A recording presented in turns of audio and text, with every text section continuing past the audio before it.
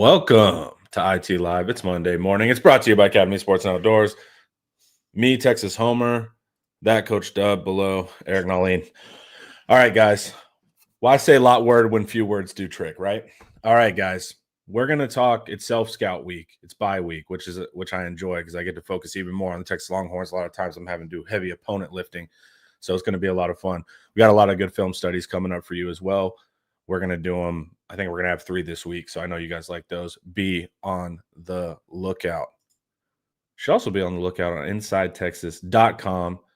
It's a website where you can follow recruiting, analysis, and team news for your favorite team. You can join for just $1 for your first week and get a full year of access to the Athletic.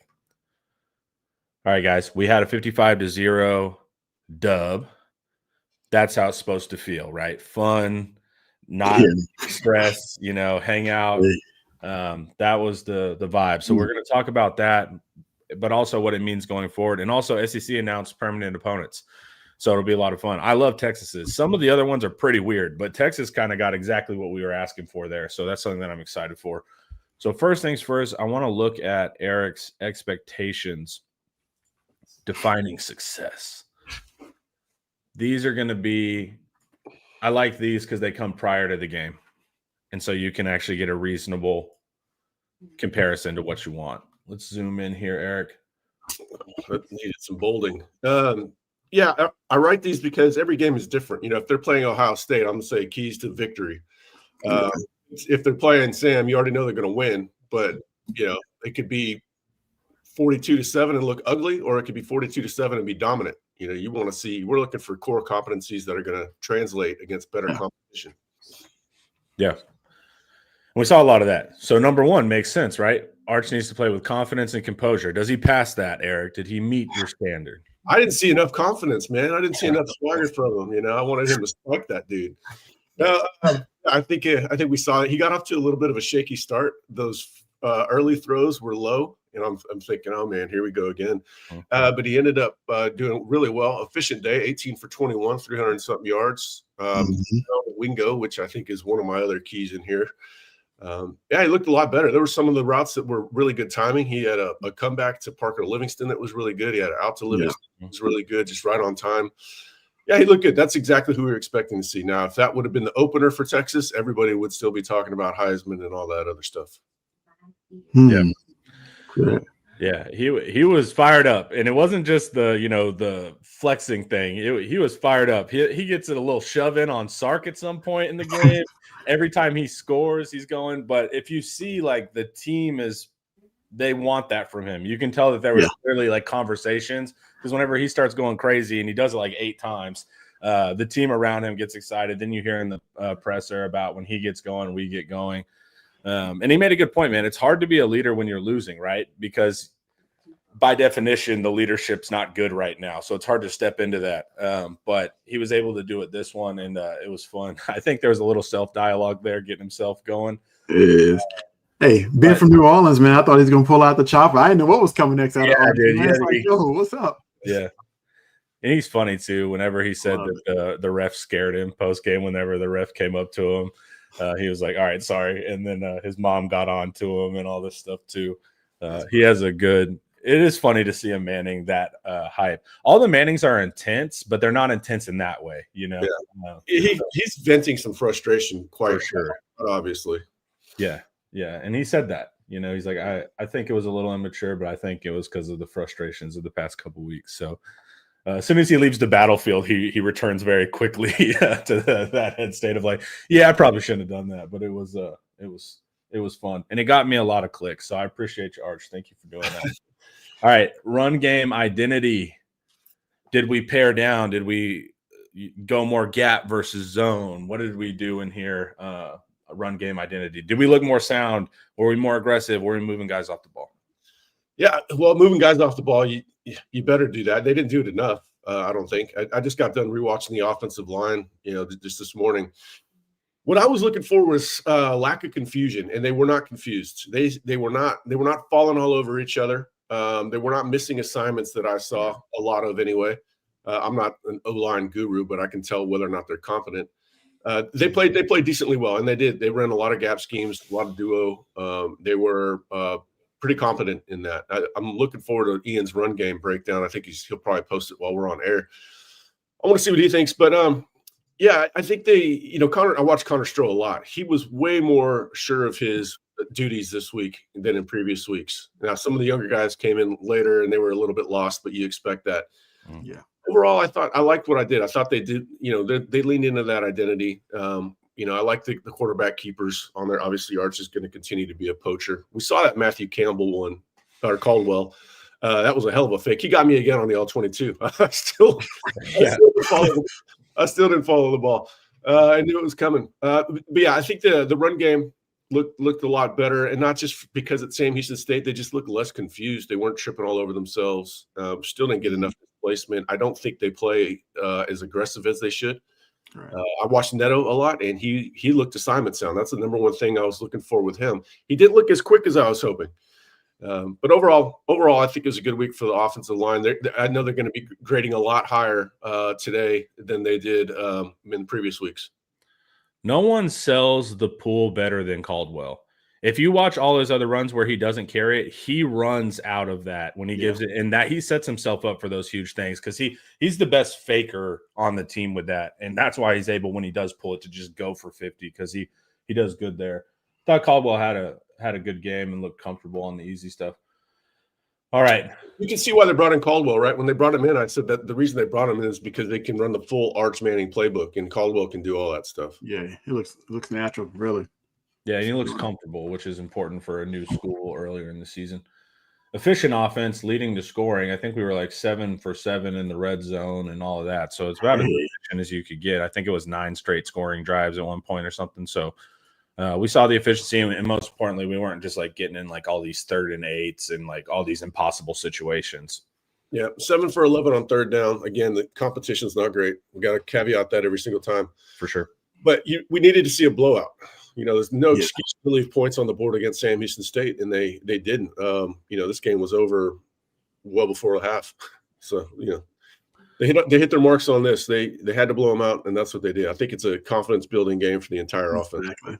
Yeah, they need to feel that. Like that's the feeling they can chase because they didn't even know what it felt like when they're clicking. So now they'll know what it at least feels like, and that's an important thing. Yeah, it was a therapy game, as someone has up here. When he says everybody, I think he means the fans too. Oh, everybody, yeah. Analysts as well. Oh, we needed to go in the bye week with a game like this for sure. I was not.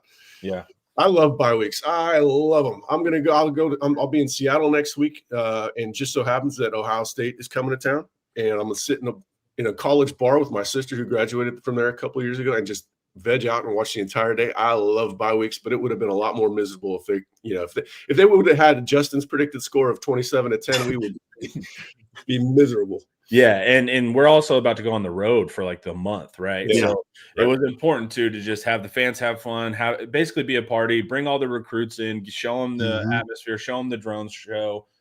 That was cool, by the way, the stuff they can do with drones. And then I immediately think of military applications, and it scares me every time I see. It starts off very cute with LED football drone shows, but then when they say surrender on your coastline, I think it's going to feel a lot different. I think so too. Hey, bring up that Bobby Petronic one at the bottom if you don't mind. Yeah, that's exactly it. That's what I was kind of getting at with the offensive line. They weren't manhandling them, but they were playing cohesively. Yeah. And situationally, we scored out of half. We scored on our first drive. All of those things matter as well. So, yeah, that's how it was. That's how non-con is supposed to feel, and it's good that we got that feeling. Quick question here. I don't want to go too off the rails, but I want to make sure I hit this. Early thoughts on Florida OU. First one in 21 wins versus Florida. I don't know. Florida's a weird one, man. Their offense has kind of had the same stuff that we have, very pro style. Quarterback has gone rogue several times. They have a hell of a back, but that's a weird game, dude. It's just going to be weird. Their defense is playing really well. Our defense is playing really well. These teams are kind of oddly similar in on-field results. They shoot themselves in the foot. Like they get the worst penalties, worst times. So that's going to be a weird game. OU, there's some holes in their game, but there's some holes in our game. So it's like I don't know how that works. If you can get behind them in man, you can do that. But also when they're in man, it means they're sending 6. So you better figure that out quickly. I like the Texas D-line against their offensive line, and they do a really good job of containing mobile quarterbacks. I feel pretty good about both those games. Now, obviously, Texas could lose both, or they could win both in convincing fashion. But, that UF game is probably going to be pretty low scoring. The OU game is probably going to be pretty low scoring too. But I think overall, I give the advantage to Texas against OU because I think they can keep Mateer in the pocket. We do team rush incredibly well, and that's going to be a big factor. I think we'll catch OU. Their safeties play flat-footed too much, even when they're playing deep. They sit. I think we'll run by those guys. I think we'll hit a couple deep shots because they just stare at the quarterback instead of finding receivers, man. So that's how they get beat deep sometimes, right? So with Florida, though, at least we can move the ball on offense. I don't think Florida's capable, man, of moving the ball whatsoever. No. It may be low scoring, but we have a more competent offense than Florida, man. I'm sorry. I don't see it. We get over the nerves playing in the swamp, I think we'll be okay. And they've already played on the road in a big environment. I was about to say that, the swamp is a tough place to play. I mean, USF just went in and won, but having gone on the road to Columbus, I think that's good preparation for them. Art should be much more settled down than he was in the game against Ohio State. Now, AR brings up a very important question here. Will the ref call a flag on obvious PI? Oh, man, OU, I swear, and it's not biased. I think OU plays every game at home, and it seems like they get 90% of the calls to go their way. I don't know how it works out that way. It's the main ingredient in Sooner Magic, that's for sure. But, that game was brutal. And their fans are so insecure about it because I was like, that's the worst officiated game. Didn't say versus OU, didn't say Auburn. All the OU fans, against Auburn. It's like, well, why are you in your heart of hearts? It doesn't mean that Auburn should have won. It just means y'all got – the refs messed with 21 points and all of them hurt Auburn. So the funniest part is on that obvious DPI, everyone's shown the picture.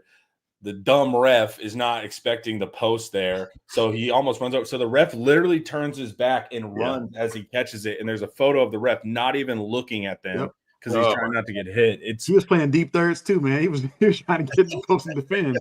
Dude, it was bad, and so bad that the SEC had to release a statement on their hideout play or whatever. They were getting a little gimmicky, and I was wondering why they were they had that weird formation one. They had that hideout play. It's like, look, man, I don't know. It's a little gimmick. You're having to pull out a lot of stops to beat Auburn. That's all I'm going to say. All right. Finding new players who can help this year. Lance Jackson could start right now if it was not this edge room. Right. He's ready. He's ready, brothers. But he might have the highest upside out of every edge in that room, and that includes Colin Simmons. People think he can go top 3 in 2 years or 3 years. Me, I think that. Finding new players who can help this year. Did we discover that? Each running back looked more comfortable. Again, you have to adjust for competition, but they seemed like they had a much better idea where the ball was supposed to go. Christian Clark on one of those stretch plays. He knew exactly where the hole was supposed to be. He got there. He got through it. I think we've seen them grow up a little bit in these last few weeks. Any of those 3 guys can play. James Simon, it's just a matter of, how many reps are there to go around when Wisner and Baxter are back. But I feel all 3 of those guys could play in an important game. And, of course, defense. Anytime you see a player come on the field, you're like, man, you just wait 2 years. This next man up. NFL guys everywhere. Like this defense in 2 years is going to be freaky. Tight ends are another position where the young guys are stepping up and getting better. They still have a ways to go, but Nick Townsend made one of the better blocks on the day. Jordan Washington had a couple of good blocks when I watched him as an inline blocker. Of course, he had the touchdown as well. That tight end room is young, outside of injuries. Thank God for injuries. That was so big bringing him in. But those guys, Emory had another catch. Those guys can play this year too. It's going to be, are they going to play against Florida and OU as much as they have been? I tend to think that Nick's going to be out there and Jordan's going to be out there quite a bit. So those guys are growing up a little bit. Still a ways to go. Yeah, Nick Townsend's heavy metal, dude. He's trying to get after it every chance he gets. Jordan Washington inline is just, as soon as I see him, I'm like, wait 3 plays. Here comes the leak. Like, when is it coming, right? Like, some of that stuff. The tricky part is timing when he's going to do it. But sometimes when we put him in line, it's just like, all right, well, this is the setup. Yeah. All right, limit penalties. I give this a fail. What do you think, Eric? Yeah, I probably could have given it a fail before the game. I just, I'm going to keep talking about it until something happens, until something changes.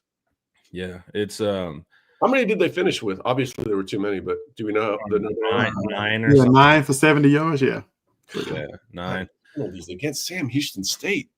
Yeah, how? Yeah. And so, that's going to be the trick, right? Because the penalties, it's 3rd and whatever, final drive of the game. 3rd and 5 becomes 3rd and 15, 3rd and 10. Yeah. That's where they show up. That's where they're scary. Of course, versus Sam Houston, you can still go 55-0 with that, but it is tough, and it's tough when it's pre-snap, especially. So the 1 week I didn't mention getting Wingo going, he got going, huh? Or did I mention him in the Arch portion? That should have been brought up. I was happy to see Wingo. Arch did not throw that deep ball was not great. He threw it too straight like he did the week before on the one that he missed to Livingston. But it was a better pass, and Wingo did a really good job adjusting to it. And then he went low for that other touchdown. Happy to see Wingo get going. He needed some confidence as well. Obviously, for teams to even make the playoffs or compete for the SEC, they've got to get Wingo going, and hopefully that's what happened on Saturday. Yeah, you can tell he was relieved too. You can see him out there smiling back in this kind of nature, who he is. Like, he's like a fun-loving kid, but man, it was good to see him get going. Like, it's like, okay, I can do this. I am good, right? Like, it's hard to get over that mental block sometimes when it's like, man, we can't get right. But it doesn't matter who the opponent is. If you can fix the man in the mirror, I think it goes a long way. Well, and it was good to see Moore get involved too. That was something that I liked. You need everyone activated, We didn't see injuries get a catch, which was weird, but to see everyone involved, you're gonna need all 4 or 5 of your eligibles in some of these games. So it was just a fun game, man. I just enjoyed it, fellas. And then a bye week's also awesome because that means I get to study Florida this week ahead of a week, and then I get to look at OU early too. I'm like BV right now. I'm ready, dude. I'm ready. You got all 22 for those too, right? Yeah. So that's good. Yeah, having all 22 makes it a whole lot more fun to watch break these games down. You learn a lot. We're gonna have to. I was watching the young offensive lineman today. This morning, I wanted to see Kibble. He missed a couple pulls. He's got to do a better job latching on and not holding on, but staying with his block. Nick Brooks looked good, athletic. You can really see why they're high on him. Jordan Coleman, coach's boy. Yeah, I saw him out there. He was in at left tackle. Looked pretty good. He didn't know what he was doing. On every single play, he was asking the guard next to him, what are we doing? Yeah. But I'm okay with that. Like, as long as you're asking. The worst thing is when they're too scared to ask and then they just do something wrong. I'm fine with that. And he didn't get to Texas until June, so he's still a pup. He's brand new to the program, so you expect that. Cole Hudson, I thought looked pretty good. I didn't see any of Daniel Cruz. I know he got some snaps, but I didn't see. But hopefully, this is going to be a very important couple of weeks of practice for these young guys. They've got a lot of guys. They played the entire bench. I think I saw Trey Moore flash to me every time he was out there, but then I saw he only had like 15 snaps. So it's amazing how many guys played a lot in this game. Hey, even Brady Sarkeesian got him a tackle, man. I was going to say my favorite moment by far, Sark, when Brady goes in, it's at the very end. It's like the last drive. He stops coaching and he just starts being a dad.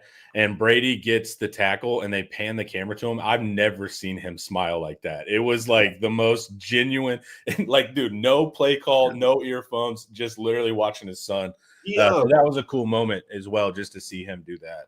Brady belongs in the program. Like, he's obviously a scholarship guy, but he's a good walk-on. He's like he's viewed as a legit, option to play late in games like that, like a walk-on would. It's not just, it helps his dad. Obviously, that's why he's there in the first place. But he's not frowned upon like as, oh, this guy shouldn't even be here. Like, he's a good walk-on. And he was assignment sound. I mean, he got the TFL because he shot the right gap and read the play right. Yeah. And so, when they cut to him, dude, I've never seen Sark like that. Genuinely, like I said, no play call, not talking to anyone, just being a dad. It was actually a really cool moment. Before we keep going, though, guys, Academy Sports and Outdoors. Touchdown! Any gate can be a tailgate.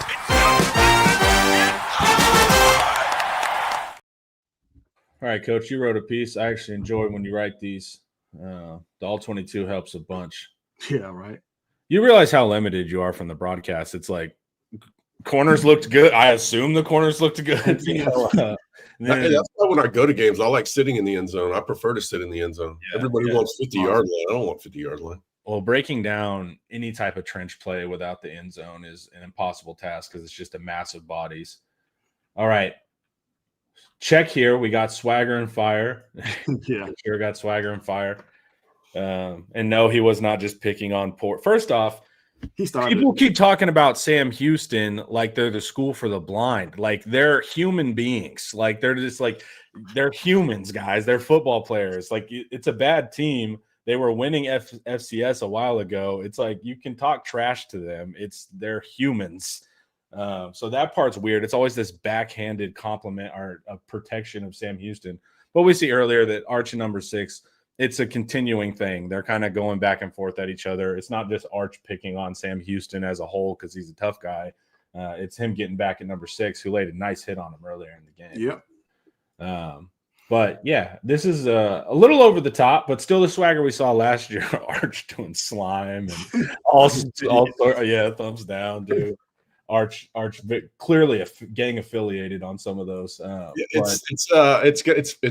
It's going to go against him on the national media because people want to dislike him already because he's the Texas quarterback, and then they want to dislike him because of his last name. Mm-hmm. Then with those antics, it's like the hockey player on the other team that you hate, but then when he's on your team, you love him. Exactly. Arch is going to have that sort of cult-like personality with the college football fans. Yeah, they're looking for anything. Yeah, running backs deliver physically. What do you think about the backs, Coach? Something you always mention. Can they make the unblocked defender miss? And I thought they did that. I don't care who the opponent is. They got reps of making the last guy miss once they got through the line, which I love to see. I thought they ran with physicality though. Put their foot in the ground, got north and south. I mean, something you want to see, especially from the young running backs. Jared Gibson didn't fumble even when he came through contact. He broke a lot of tackles and held onto the ball, so that was good to see, especially near the goal line, near the end zone. But I thought the running backs, ran the ball well, made multiple people miss, which is what you want to see because they're gaining confidence as the more times they get to carry the ball. So, like Eric said earlier, they'll be needed maybe late in the season. They can come in and spell, Wisner and Baxter. I think that'd be perfect. Clark had one play where in the end zone copy, he tried to bounce it outside, and you could hear him talk to himself, and he was like, "No, I got to stay inside." Like, he thought like he wanted to do it, and he didn't gain anything staying inside, but it was still you could see a young back be like, "No. You have to run the concept, not the feeling." All right, wide receiver step forward. Yeah. Yeah, Mr. Wingo, welcome back, or not welcome back, but welcome to the stage, I guess. Look, I thought the reverse got him going too, right? For the first time it's worked this season. But I thought they got his juices flowing.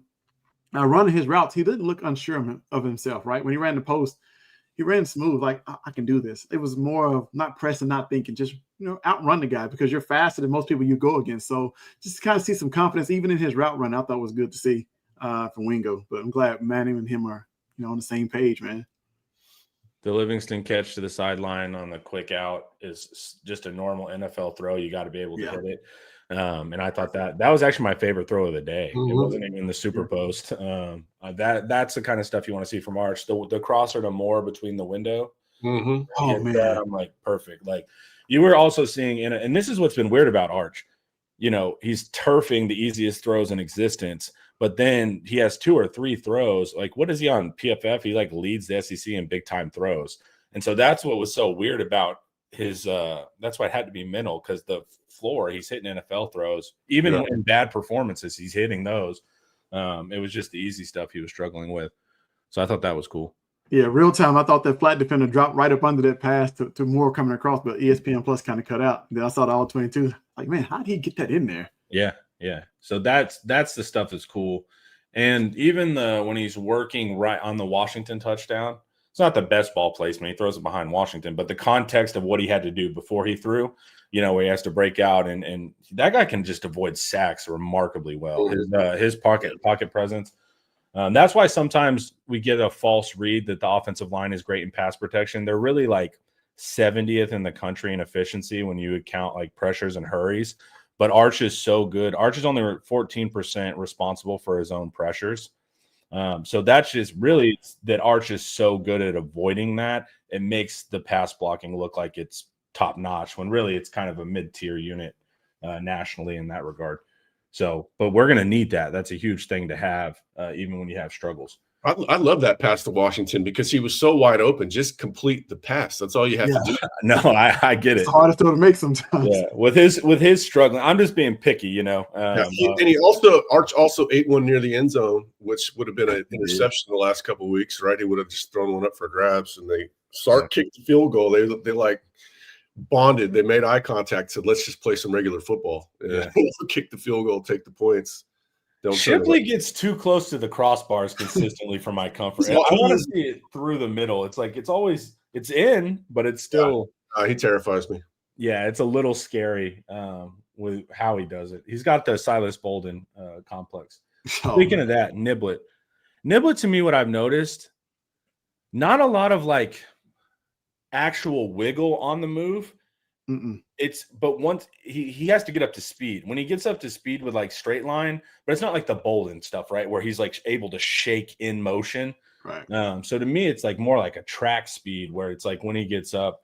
Also, follow your blocker, man. Campbell was there for you. You can't outrun your blocker, man.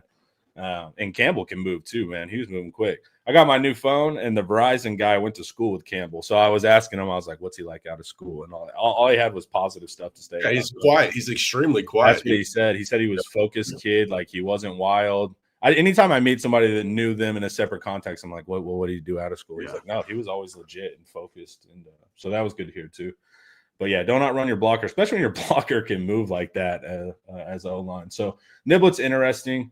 If you give him open field, if you give him that 100 meters, though, he gets up to speed. Yeah, he was floating. All right, offensive line, run game identity.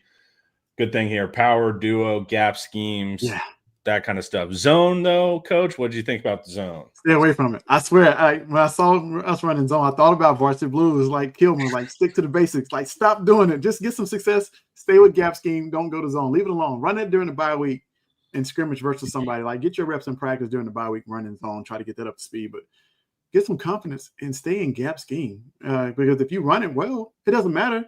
If people know what's coming, they can't stop it, right? If you've got these confidence, use these big humans, man. If they get more physical and push people off the ball with consistency, I think you can really build on that, right? And then you can open up other things down the road, but like just stick with what works. I think that'll help us and help the offensive line and go a long way. Yeah. Defense. So this is, man, watching the all-22 and just really focusing on the defense. Even when you're seeing second and third string guys, the level of effort is incredible. The gap soundness is incredible for the most part. Still young, but man, the culture on that side of the ball is incredible. How hard guys play, how fast they rally to the ball. Like I'm saying, you're seeing second and third strings, and like they already get it, what the standard is on that side of the ball. The defense is just immaculately coached, man. And what Baker's doing with the defensive line too, it's they all play hard as hell. And then in all 22, you'll see last week Melvin Hills was making plays. Like it's been awesome to watch that side of the ball, especially D-line. I'm surprised Coach didn't give a shout out to his guy Murad Watson here. Murad played really well in his snaps. He was getting up. Yeah, I liked Murad. Might have been the defensive guy that stood out to me the most on rewatch. Nobody has a huge sample size. Nobody played a lot of snaps. Yeah. But even like Grayson Littleton, I think he played 23 snaps or something. Murad Watson looked really good, though. He's getting upfield.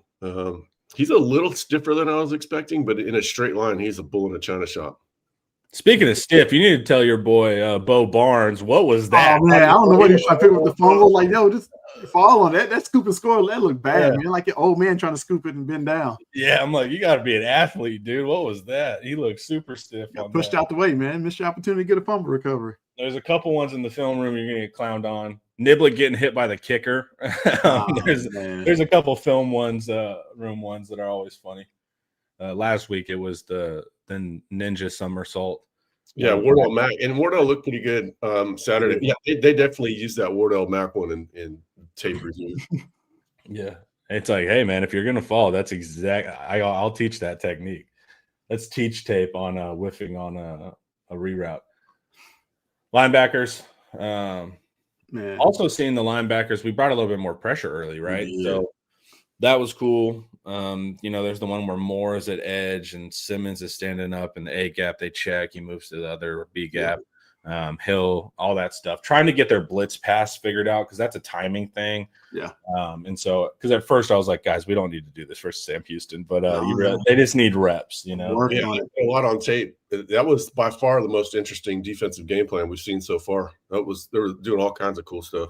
And it had nothing to do with the opponent. It was all like, hey, you guys need to time out your stuff because we're about to go into a bye. So kind of felt bad for Sam Houston. Like, they can't block forward. Now you're giving them this look showing 5 or 6 of the lines. Like, this is bad. Yeah, you're putting Colin Simmons on a guard. He's just like, God, please. Linebackers, that's been a consistent theme too. And then secondary, Jelani McDonald, scouts were like, vertical's good. Check. So he wanted that so bad. It was totally meaningless. It was right before the half, but he was like, I do not care. I'm getting that interception.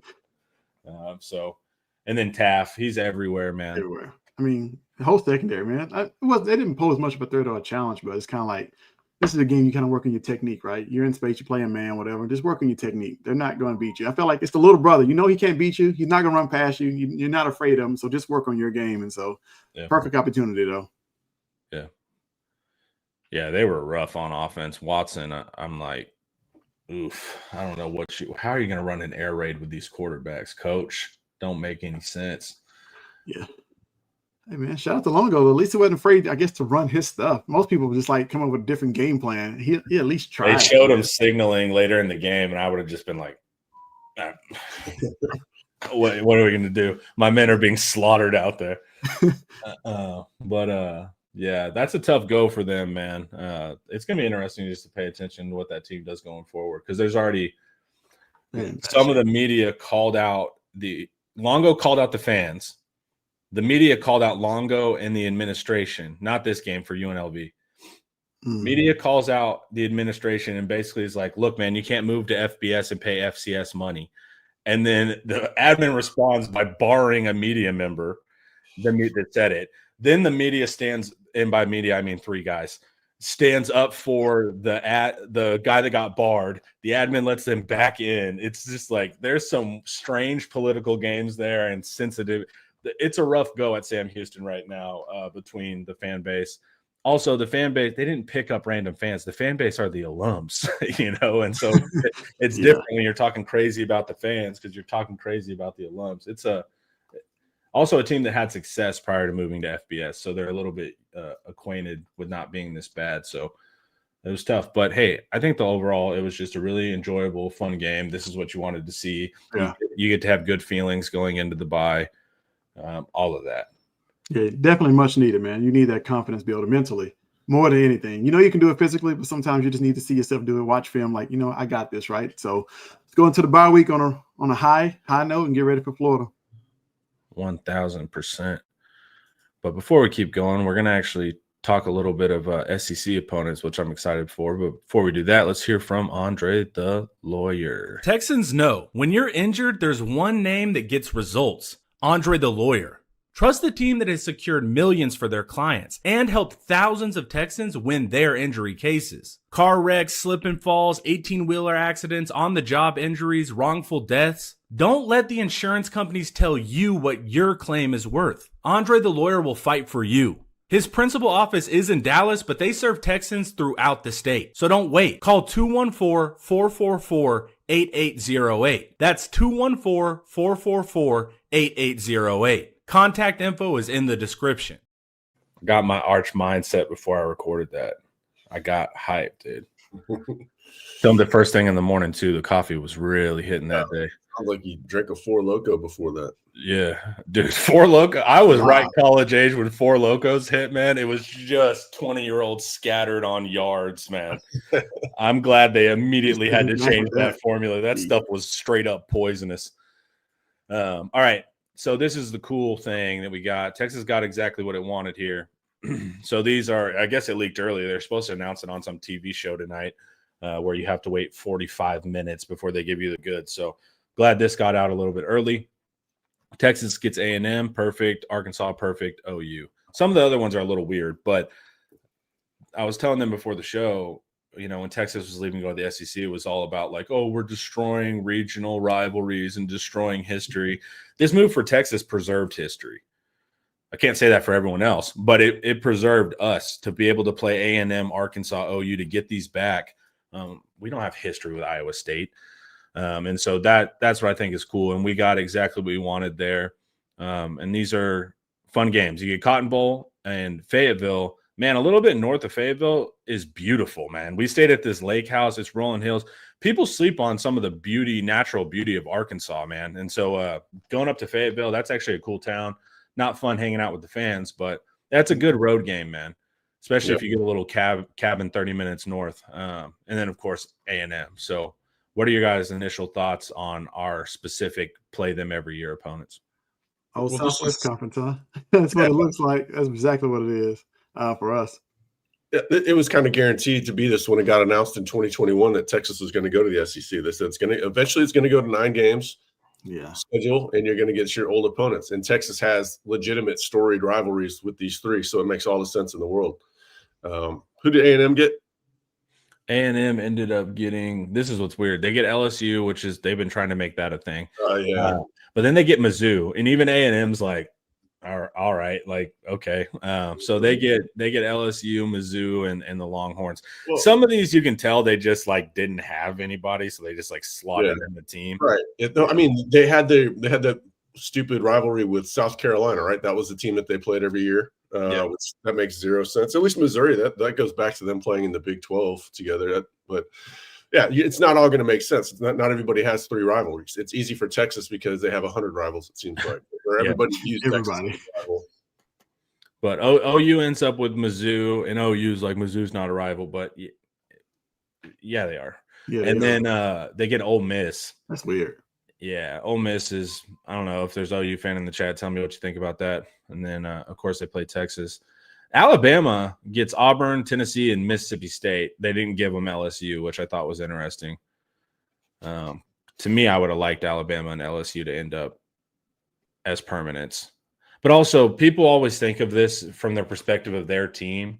It's like, man, you got 16 teams here. You have to figure this out. It's like some of these aren't going to be perfect. Yeah, all I care about, are they good games? I mean, who doesn't want to watch OU versus Ole Miss? I want to watch that. Yeah, when Kiffin's there, but this isn't always, some of this you have to avoid kind of prisoner of the moment stuff. Because if they're just good because of a coach, that can go away very quickly. Auburn gets Alabama and Georgia. That's tough. And then Vandy, also now tough. That's a prisoner of the moment thing. That won't stay forever. But Auburn, who do you think has the toughest? It might be current day Auburn, because Georgia has Auburn, Florida, South Carolina. That's tough. Depending what kind of team Florida has. Mississippi State gets Bama, Vandy, and Ole Miss. I think it's probably Auburn. They got the toughest draw. Works for me.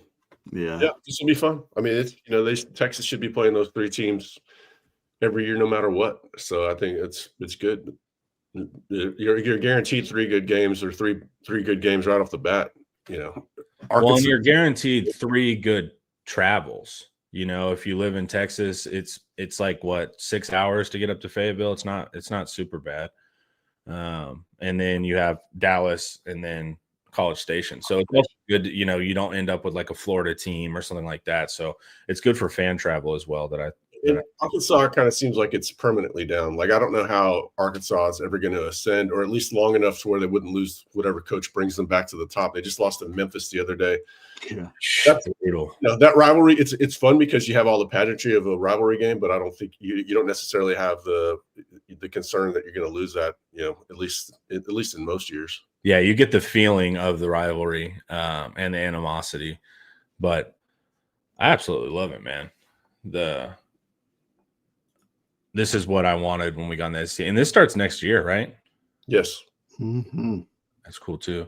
Yeah, the schedule comes out tomorrow. So we've already got articles halfway written. Yeah, so it's good. I mean, this is why you joined the SEC, and we got to get through this year's schedule is terrible, but after that, it should be smooth sailing. Yeah, A lot of fun games. yeah. I think this is what it's all about. All right, so now we're going into the bye week. What do you fix? What can you fix? What do you fix in these next 2 weeks? Really 1 week because you got to prep Florida next week. But yeah, I mean, just keep getting into your new identity. Or I think Sark had an idea. It was always coming to this point on the gap. I mean, how many times do we talk about them changing the run game this offseason? I mean, literally every show, I think it got brought up. And it's clear that they're much better at it. They probably spent a lot more time at it than zone. So I think they just need to keep leaning into that. Like somebody above in the conversation asked, what to expect against Georgia or against Florida. What are the issues there? Running the ball is going to be very difficult. That's going to be – they're probably going to have to run Arch quite a bit to get it going. But this bye week, they need to keep leaning on this identity, this run game identity, and get better on their pulling. Get better on their trades on, they weren't getting to the second level all that much. And you saw a lot of linebackers for Sam Houston way too close to the running back near the line of scrimmage. They've got to do a better job getting to the second level. So I think it's, that's the big thing. How good can the run game, the run block become? That's my key to the season. I'm not worried about Arch. I wasn't worried about Arch going into this game. The big concern is the offensive line play. I was slightly encouraged, I would say. They seemed like they were on the same page, more cohesive and not making as many mental errors. But there's going to be sort of a lower ceiling on that room. It doesn't look all that talented. They're not getting a ton of displacement. But if they can lean in the gap schemes and keep getting better, just become more efficient at that. You don't need a lot of run. You don't need a lot of run schemes to go a long way. I mean, you used to run like 4 plays all game when they were at their best. Yeah. So they just got to get really good at the things that that they've shown promise at.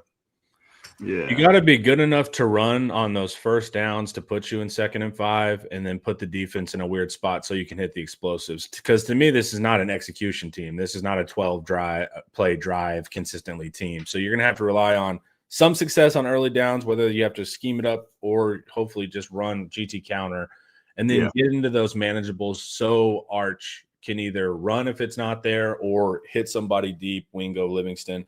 But you're going to have to see just like basic execution early downs and then hunt explosives. I think that's the key for the offense to win a lot of games.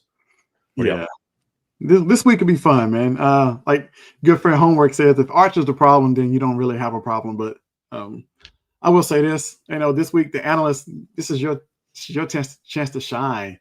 Pull all the data. Self-scouting is like key this week. What do we do well and what do we suck at? And really, that's what they're going to hone in on this week. Because I'm sure players will have some days off, kind of recover, get some rest. But the staff can kind of look at themselves as well. Like, hey, where can we improve at? Play calling, game planning, the whole 9. So this week is super important for them as well because you're getting ready for SEC play. You can kind of get ahead and scout, Oklahoma, Florida, the whole 9. But fix yourself as well and really hone on the things that you do well. Yeah, I wish Sam would have ran the 3 deep safeties because Venables is going to break that out. Oh, it's going to be flyover, no doubt. Yeah, that would have been one thing I wish that we would have seen this past week. That would give them more tape to work on during the bye week. Yeah. I like how Sark sequence plays this last game. I want to see him call plays like this going forward. Yeah, but also it's just like it always feels good when you execute, I've never heard executing with a big win and people questioning the play calls. The play calls get questioned whenever Arch is missing easy passes. So it's that part too. But I thought Sark has been able to adapt this season. I mean, he's letting Arch run. Like everything's tagged with a pull. I mean, he's giving them lead blockers. Like he's scheming Arch's run. It's not like he's just scrambling when stuff's not there. So Sark has made a change in a willingness to use the quarterback, play a little bit more athlete ball, get Wingo the reverse, right? This is athlete ball. This is, and I can't remember which source, if it was UTEP or Sam Houston, but it was just like, look, man, you're more athletic than 95% of your schedule. Mm-hmm. Like it doesn't all have to be scheme. Some of it can just be that you have the number 1 most talented roster according to On3 right now. So use that. That's going to be the key. And then, got to be a little weary of the Arch stuff, right? The worst, I said it after Ohio State, the worst thing that can happen with a quarterback is they give you one good game and everybody's like, perfect, we're good, we're back, baby. And then the next game down, because then you put Sark in a decisional limbo because one game is good, one game is bad, one game is good. So that's the big thing is just like upwards progress. It's not going to be a straight line, but upwards progress from Arch and to display that it wasn't just confidence against Sam Houston State. Some of those throws he made, though, it doesn't matter if that's Georgia or Sam Houston State. That's just an NFL throw and good ball placement. So some of it does translate, some of it doesn't. So we just have to see. Sark's going to have to get creative on some of the run stuff because it's not just going to be able to line up and bully guys. Mm-hmm. So what about Arch's legs in the red zone? That could be something that we're talking a whole lot about in November and December about something that changed the trajectory of the season because it's that's a weapon down there. We kind of had a feeling coming into the season they'd have to go that route, but he's got 5 rushing touchdowns already. Yeah. Let him. Well, he has the best vision of any of our runners. Like he follows blockers. He's able, he gets it as a runner. He'll even put his hand on the back of the blocker. All right, do this. He understands how to run the ball. And so that's an important aspect too. He's not just wigging out and sprinting somewhere.